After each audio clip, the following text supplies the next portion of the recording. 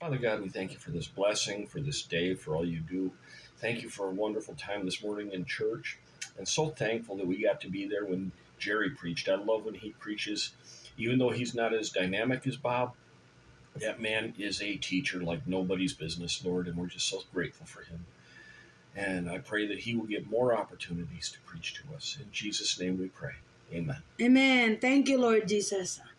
Yan guys, Honey and I are having our lunch for Sunday lunch, okay? Yeah, honey don't want bun on her burger.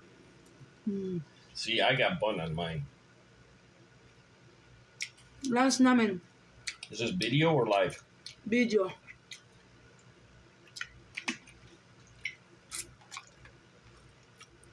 June 30, Sunday, dire, sa Amerika.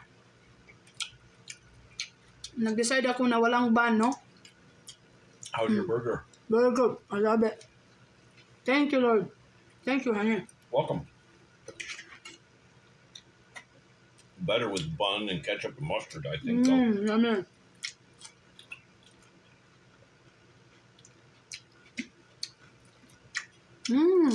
Good.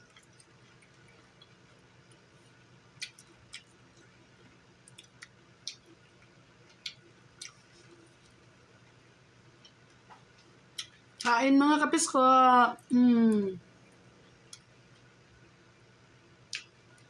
So good. I'm surprised you don't put the pickle and onion on top of the burger and eat.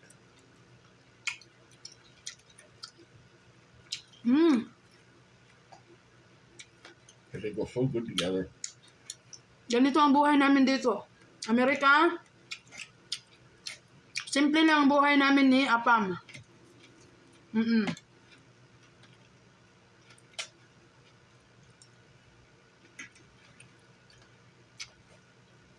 Simply but happy. But honey,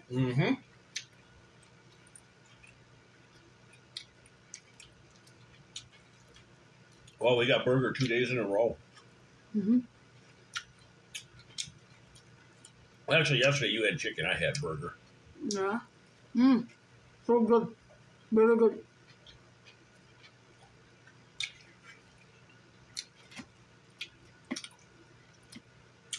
Ang isa kainin ko tonight with lettuce. Mag-harvest ako ng lettuce sa garden ko. Kasi makapal na naman.